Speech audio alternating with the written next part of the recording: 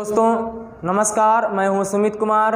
आपका स्वागत है आपके अपने YouTube चैनल में। आज हम आपसे अणुसंक गुणधर्म कोलिगेटिव प्रॉपर्टीज में क्वथनांक के उन्नयन और हिमांक के अवनमन के विषय में बात करेंगे। इसके पहले वीडियो में हम आपसे अणुसंक गुणधर्म किसे कहते हैं और अणुसंक गुणधर्म कितने होते हैं मैंने आपको बताया था। 4 होते हैं। कौन कौन से? नंबर 1 था वाष्पदाब का अपेक्षिक अवनमन, नंबर 2 क्वथनांक का उन्नयन, नंबर 3 हिमांक का अवनमन और नंबर 4 होता है परासरण दाब। तो इस वीडियो में जो हम आपसे पढ़ने वाले हैं या पढ़ाने वाले हैं वो पढ़ाएंगे आपको हम क्वथनांक का उन्नयन और हिमांक का अवनमन। इसके पहले वीडियो में हम आपसे बात कर चुके हैं वाष्पदाब का अपेक्षिक अवनमन, तो उस वीडियो को आप ज़रूर देख लें, जिससे जो हम इस वीडियो में जो हम आपको पढ़ाने वाले हैं वो है क्वथनांक का उन्नयन और हिमांक का अवनमन। तो उस वीडियो को आप जब तक नहीं देखेंगे तब तक आपको ये समझ में नहीं आएगा। तो इस वीडियो में जो हम पढ़ने वाले हैं वो 2 चीज़ें पढ़ेंगे। कौन कौन सी? एक है क्वथनांक का उन्नयन और दूसरा है हिमांक का अवनमन। तो सबसे पहले हम आपसे बात करेंगे क्वथनांक का उन्नयन। क्वथनांक का उन्नयन और जो दूसरा है वो है हिमांक का अवनमन। क्योंकि अणुसंक गुणधर्म 4 होते हैं, वाष्पदाब का अपेक्षिक अवनमन और नंबर 2 होता है क्वथनांक का उन्नयन और नंबर 3 होता है हिमांक का अवनमन और नंबर 4 होता है परासरण दाब। तो हम पहला पढ़ चुके हैं वाष्पदाब का अपेक्षिक अवनमन, उसके बारे में अध्ययन कर चुके हैं। तो उस वीडियो को आप बहुत अच्छे तरीके से देख लें, अच्छे से पढ़ लें, ताकि ये जो वीडियो आपके अच्छे समझ में आ सके। तो अब हम आपसे बात करते हैं कि क्वथनांक का उन्नयन का तात्पर्य क्या होता है या इसकी परिभाषाएं क्या होंगी, इसका मतलब क्या है। तो सबसे पहले हम एक शब्द यहाँ पे है क्वथनांक, बॉइलिंग पॉइंट। क्वथनांक किसे कहते हैं? तो जब किसी विलायक या द्रव को किसी ताप पर उबाला जाता है या जब किसी द्रव को किसी ताप पर, वो ताप मान लिया जल का है 100 डिग्री सेल्सियस, तो जो 100 डिग्री सेल्सियस पे जल को गर्म कर रहे हैं, हीट कर रहे हैं, वो उसका क्या कहलाता है? क्वथनांक कहलाता है। अब कोई द्रव है वो कितने टेम्परेचर, कितने ताप पर उबल रहा है या कितने ताप पर गर्म हो रहा है, वही ताप जितना भी होगा वो उसका क्या कहलाएगा? क्वथनांक कहलाएगा। लेकिन हम यहाँ पे पढ़ने वाले हैं क्वथनांक का उन्नयन। उन्नयन का मतलब होता है वृद्धि, और इसके पहले वीडियो में आपको बता चुके हैं कि अवनमन का मतलब होता है कमी और उन्नयन का मतलब होता है वृद्धि। अब वृद्धि यहाँ पे विलायक के क्वथनांक में वृद्धि होगी या विलयन के क्वथनांक में वृद्धि होगी, उसकी हम आपसे अभी बात करने वाले हैं। तो अब हम आपसे पढ़ते हैं या देखते हैं कि क्वथनांक का उन्नयन किसे कहते हैं। तो किसी द्रव का क्वथनांक वह ताप है जिस पर द्रव का वाष्पदाब उसके वायुमंडलीय वाष्पदाब के क्या हो जाता है? बराबर हो जाता है। यानी जब हम द्रव को उबालते हैं या द्रव को जब हम गर्म करते हैं तो जो द्रव का वाष्पदाब है वो किसके बराबर होगा? उसके चारों ओर के वायुमंडलीय दाब के बराबर हो जाता है। मतलब क्या मैंने बताया? किसी द्रव का क्वथनांक, किसी द्रव का क्वथनांक वह ताप है जिस पर द्रव का वेपर प्रेशर, जिस पर द्रव का वाष्पदाब उसके चारों ओर के वायुमंडल दाब के बराबर हो जाता है, बराबर हो जाता है।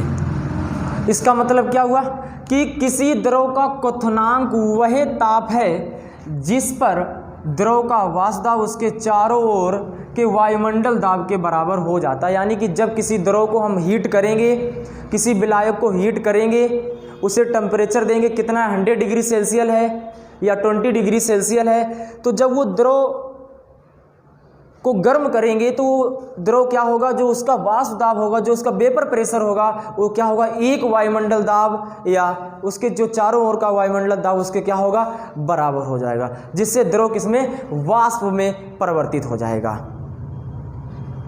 द्रव वाष्प में जब भी परिवर्तित होगा जब तक द्रव का वाष्प दाब उसके वायुमंडल वाष्प दाब के बराबर नहीं हो जाता है। जैसे ही द्रव का वाष्प दाब उसके वायुमंडल वाष्प दाब के बराबर हो जाएगा तो द्रव क्या हो जाएगा, वाष्पीकृत होने लगेगा और वाष्प में बदल जाएगा। क्लियर हुआ? तो एक बार फिर से देखते हैं क्या बताया था कि किसी द्रव का क्वथनांक वह ताप है जिस पर द्रव का वाष्प दाब उसके चारों ओर के वायुमंडलीय दाब के बराबर हो जाता है। तो इसे अच्छे से लिख लें, वीडियो को रोक करके, समझ गए होंगे। अब हम आपसे आगे बात करते हैं। ये यहाँ पे है वायुमंडलीय दाब और यहाँ पे है द्रव H2O, इसे क्या कहेंगे, सॉल्वेंट, विलायक।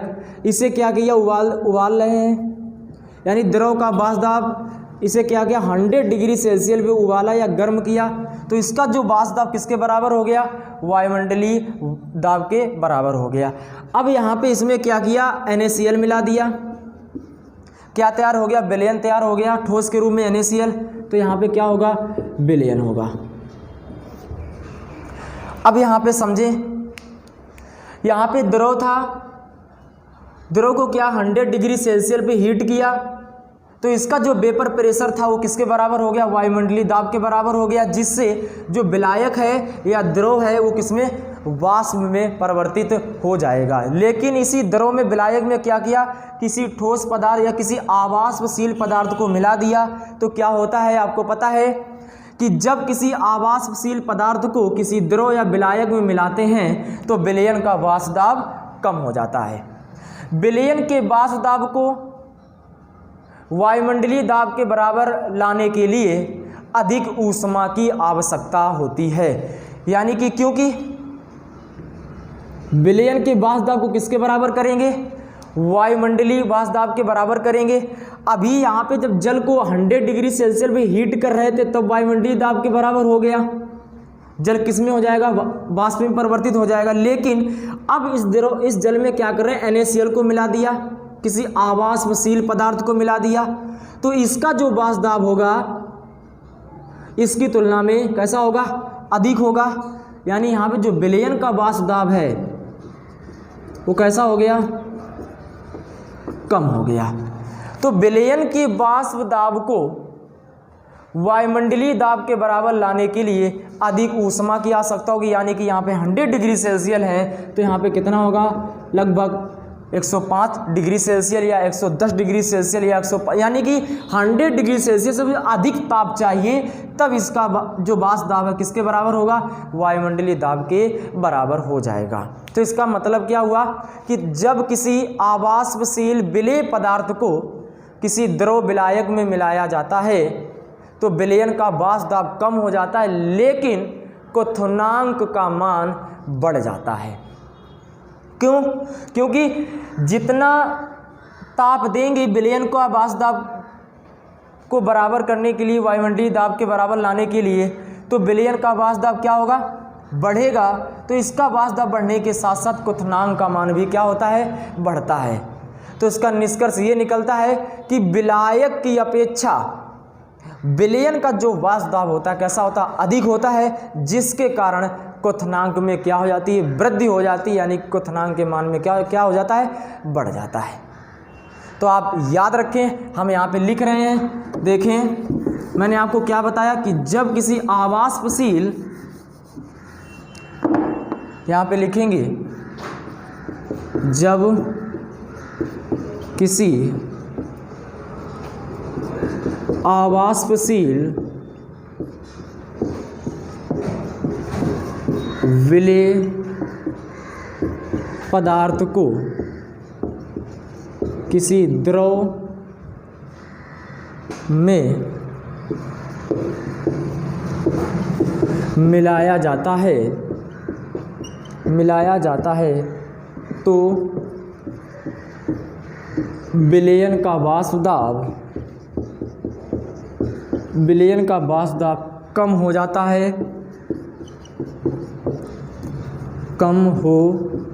है, विलयन के वाष्प दाब को वायुमंडलीय दाब के बराबर लाने के लिए, वायुमंडलीय दाब के बराबर लाने के लिए अधिक ताप या अधिक ऊष्मा की आवश्यकता होती है। क्लियर हुआ? क्या मैंने लिखा कि जब किसी आवासशील विलेय पदार्थ को किसी द्रव में मिलाया जाता है तो विलयन का वाष्प दाब कम हो जाता है। विलयन के वाष्प दाब को वायुमंडलीय दाब के बराबर लाने के लिए अधिक ऊष्मा की आवश्यकता होती है। तो क्वथनांक के उन्नयन का मतलब मैंने आपको क्या बताया था कि किसी द्रव का क्वथनांक वह ताप है जिस पर द्रव का वाष्प दाब उसके चारों ओर का जो वायुमंडलीय का जो दाब होगा क्या होगा, उसके बराबर हो जाता है, जिससे द्रव है वो किस में बदल जाएगा, वाष्प में बदल जाएगा। तो वही मैंने आपको बताया कि जब जल को क्या किया, 100 डिग्री सेल्सियस पे उसे हीट किया तो जो जल का यानी द्रव का जो वाष्प दाब है वो वायुमंडलीय दाब के बराबर हो जाएगा। लेकिन जब उसी द्रव में कोई आवासशील जिसमें वाष्प ना हो, मैंने आपको बताया था पहले वीडियो में कि किसी ठोस पदार्थ का वाष्प दाब में कोई योगदान नहीं होता है, लेकिन जो विलायक होगा उसका योगदान वाष्प दाब में होता है। तो वही है, तो मैंने आपको बताया, तो जल लिया था, जल में क्या किया, कोई NaCl ठोस पदार्थ मिला दिया तो क्या विलयन तैयार होगा। तो जैसे ही जब किसी आवासशील पदार्थ को किसी द्रव या विलायक में मिलाया जाता है तो विलयन का जो वेपर प्रेशर है कैसा हो जाता है, कम हो जाता है। तो जो विलयन का वाष्प दाब है उसके किसके बराबर ले जाना है, वायुमंडलीय दाब के बराबर ले जाना है। तो वायुमंडलीय दाब के बराबर ले जाने के लिए अधिक ऊष्मा की आवश्यकता होगी, अधिक ताप की आवश्यकता होगी। तो जैसे जैसे हम विलयन के वाष्प दाब को ताप देंगे वैसे वैसे क्वथनांक के मान में क्या होगी, वृद्धि होगी, और यह क्वथनांक का मान क्या होगा, बढ़ेगा। तो क्वथनांक उन्नयन की परिभाषा क्या होगी, देखें क्या निकल के आती है। क्वथनांक का उन्नयन किसे कहते हैं, तो इसकी जो परिभाषा है वो अच्छे से कॉपी में लिख लें। जब किसी आवासशील विलेय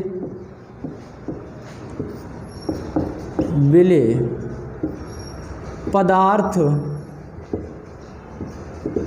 को विलायक में मिलाने पर विलायक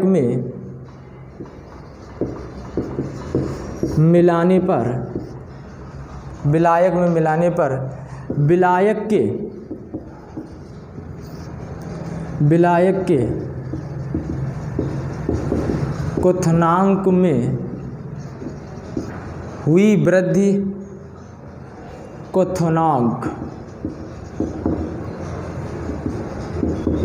क्वथनांक में हुई वृद्धि क्वथनांक का उन्नयन कहलाता है। इसे डेल्टा टी से प्रदर्शित करते हैं।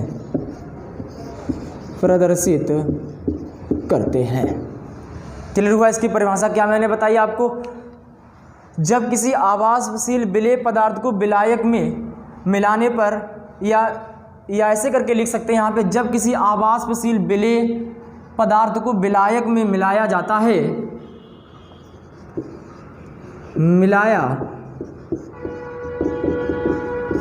या ऐसे लिख दें, आप कुछ भी लिख सकते हैं। जब किसी आवासशील विलेय पदार्थ को विलायक में मिलाने पर, विलायक में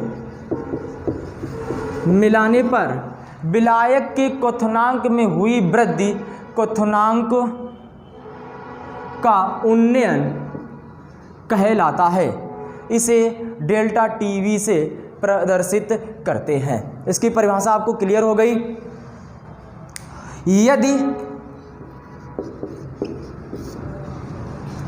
यदि शुद्ध विलायक का क्वथनांक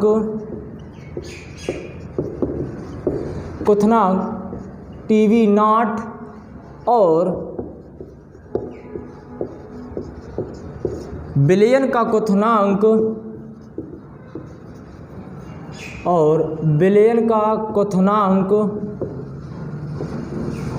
टीएस हो तो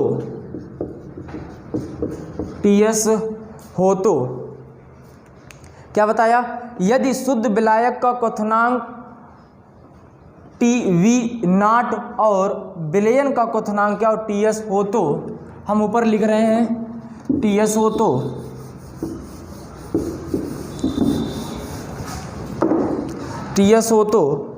तो क्वथनांक का उन्नयन यानी डेल्टा टीवी बराबर क्या होगा? अब यहाँ पे बात ये करते हैं कि विलायक का क्वथनांक अधिक होगा या विलयन का क्वथनांक अधिक होगा। तो शुद्ध विलायक के क्वथनांक की तुलना में विलयन का क्वथनांक अधिक होता है, क्योंकि उसे अधिक ताप देंगे वायुमंडलीय दाब के बराबर लाने के लिए। इसलिए तो यहाँ पे क्या होगा? यहाँ पे होगा टीएस माइनस टीवी नॉट। इसका मतलब क्या हुआ? विलयन का क्वथनांक शुद्ध विलायक के क्वथनांक की तुलना में अधिक होता है। मैंने आपको बताया था कि जब किसी आवासशील विलेय पदार्थ को किसी द्रव विलायक में मिलाते हैं तो विलयन का वाष्प दाब कम हो जाता है, लेकिन क्वथनांक का मान बढ़ जाता है या क्वथनांक में क्या हो जाती है? वृद्धि हो जाती है। तो इसका ये फार्मूला है, इसे याद रखेंगे। क्या मैंने बताया? यानी क्वथनांक के उन्नयन को डेल्टा टीवी से प्रदर्शित करते इक्वल क्या है? TS minus TV naught. Naught का मतलब मैंने आपको पहले वीडियो में बताया था क्या होता है? शुद्ध। तो यहाँ पे लिखा था शुद्ध विलायक का जो बॉइलिंग पॉइंट है वो क्या है? टीवी नॉट, और विलयन का क्वथनांक क्या है?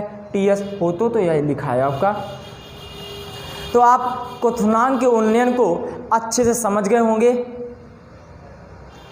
अब हम आपसे बात करते हैं जो इसका अणुसंघ का जो तीसरा भाग है, जो तीसरा पार्ट है वो है हिमांक का अवनमन। हिमांक का अवनमन।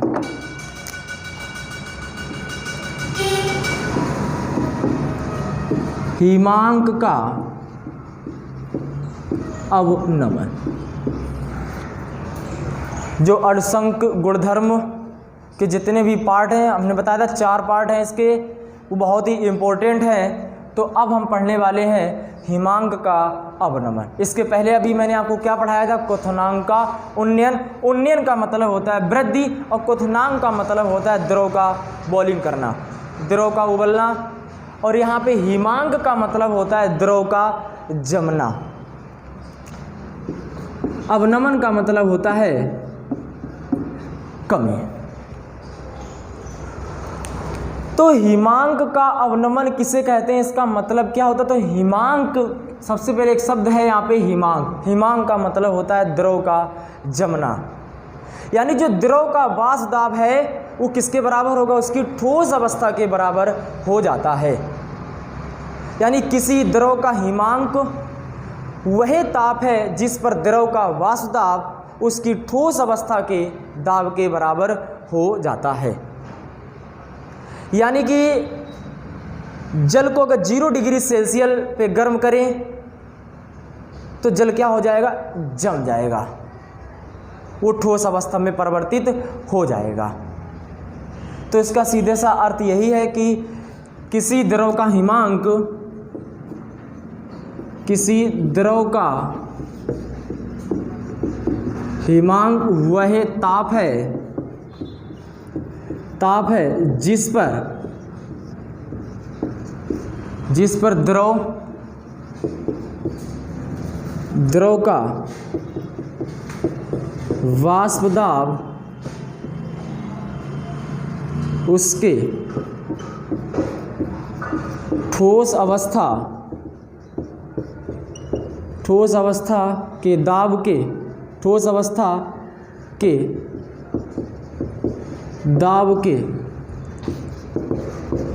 बराबर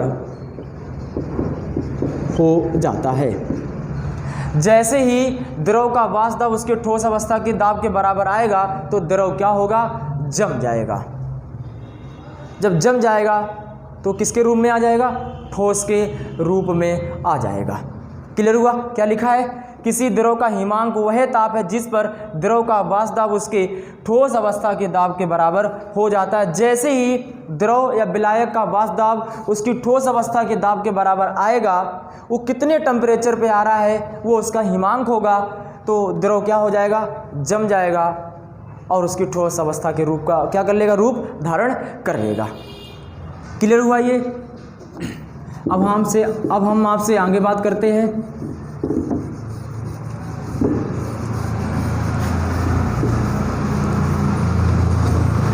तो अवनमन का मतलब है कमी।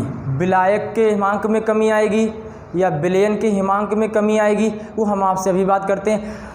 आपको याद रखना है, मैंने आपको क्या बताया था कि जब किसी आवासशील विलेय पदार्थ को किसी द्रव विलायक में मिलाया जाता है, द्रव या विलायक में मिलाया जाता है, तो विलयन का वाष्प दाब क्या हो जाता है, कम हो जाता है। विलयन के वाष्प दाब में कमी के साथ साथ हिमांक में भी क्या कमी आ जाती है, जिसे हिमांक का अवनमन कहते हैं।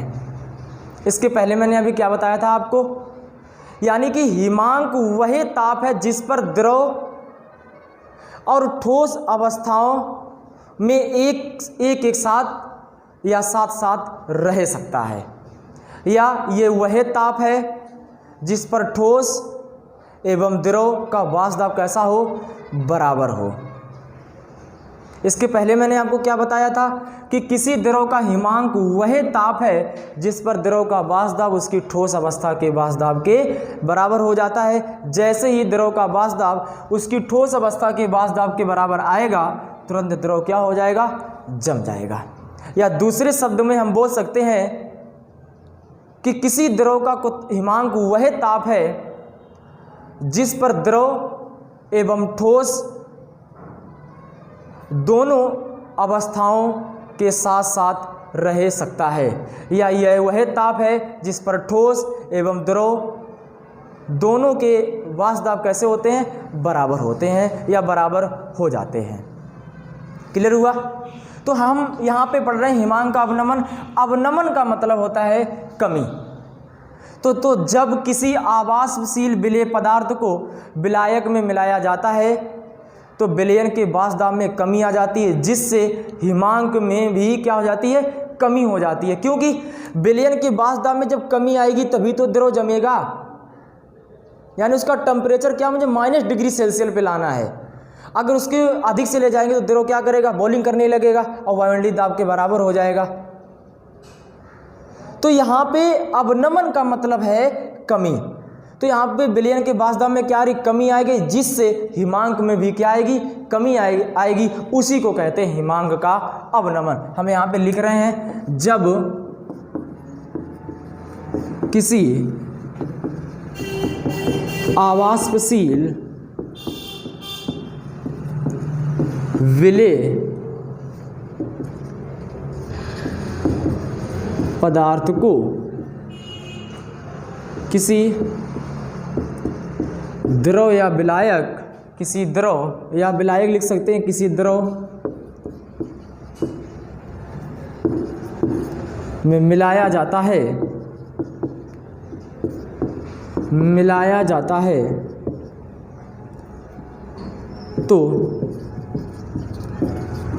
विलयन के वाष्प दाब में कमी के साथ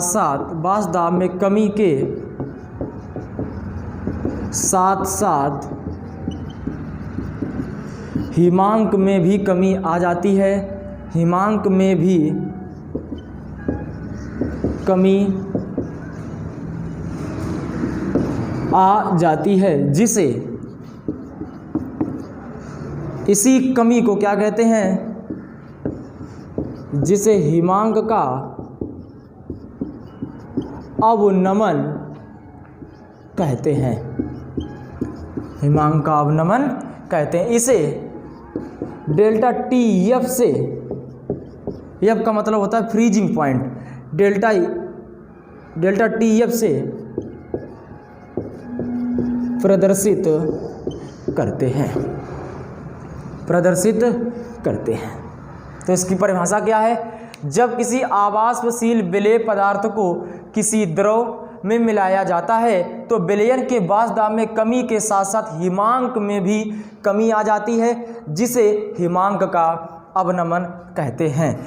तो यहाँ पे अब जब यानी कि यहाँ पे अब हिमांक किसका अधिक होगा, तो यहाँ पर विलयन के हिमांक की तुलना में विलायक का हिमांक कैसा होता है, अधिक होता है। क्योंकि जब बास दाब में कमी, जब विलयन के बास दाब में कमी हो रही है तो हिमांक में भी कमी हो रही है। लेकिन क्वथनांक के उन्नयन में जब हम पढ़ रहे थे तो वहाँ पे विलयन का जो बास दाब क्या होता, अधिक हो रहा था और क्वथनांक का मान भी बढ़ रहा था। लेकिन यहाँ पे द्रव को क्या करना है, ठोस करना है, यानी द्रव किस में बदले, ठोस अवस्था में बदले। वहां पे द्रव किस में बदल रहा था, वाष्पित यानी वाष्प अवस्था में बदल रहा था।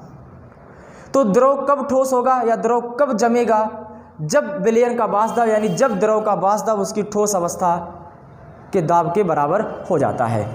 तो ये इसकी परिभाषा लिखी, क्या लिखी देखें, जब किसी आवासशील विलेय पदार्थ को किसी द्रव में मिलाया जाता है तो विलयन के बास दाब में कमी के साथ साथ हिमांक में भी कमी आ जाती है, जिसे हिमांक का अवनमन कहते हैं। इसे डेल्टा टी एफ से प्रदर्शित करते हैं। एक चीज़ आपको याद रखना है कि क्वथनांक जो उन्नयन में था वहाँ पर विलयन का जो बास दाब था वो अधिक था, किसकी तुलना में, शुद्ध विलायक के, वहाँ पे जो विलयन का जो क्वथनांक था वो शुद्ध विलायक के क्वथनांक की तुलना में अधिक था। यहाँ पर शुद्ध विलायक का जो हिमांक है वो विलयन के हिमांक की तुलना में कैसा है, अधिक है। क्यों अधिक है, क्योंकि यहाँ पे विलयन के बास दाब में कमी हो रही है और कमी के साथ साथ क्या, हिमांक में भी कमी आ रही है। इसलिए यहाँ पे शुद्ध विलायक का हिमांक अधिक होगा विलयन के हिमांक की तुलना में। तो इसे डेल्टा टी एफ से प्रदर्शित करते हैं। अब हम आपसे आगे बात करते हैं, यदि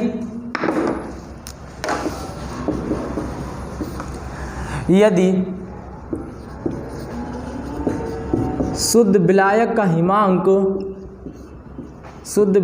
का हिमांक डेल्टा टी एफ नॉट या 0 बोल सकते हैं, टी एफ नॉट, और विलयन का क्वथनांक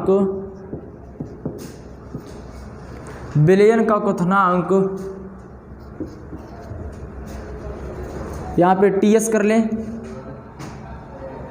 लें या टी एफ कर लें, कुछ भी कर सकते हैं, यहाँ पे टी एफ ही कर लें। विलयन का क्वथनांक टी एफ हो तो हिमांक का अवनमन यानी डेल्टा टी एफ बराबर क्या हो जाएगा, T F not minus T F. इस माइनस का मतलब यहाँ पे क्या है, यानी शुद्ध विलायक का हिमांक विलयन के हिमांक की तुलना में कैसा है, अधिक है। तो आप क्वथनांक का उन्नयन और हिमांक का अवनमन आप अच्छे से समझ गए होंगे, इसे अच्छे से पढ़ लें। आज के लिए इतना, और हम आपसे नेक्स्ट वीडियो में परासरण दाब और उनके नियमों के बारे में बात करेंगे। आज के लिए इतना, थैंक यू।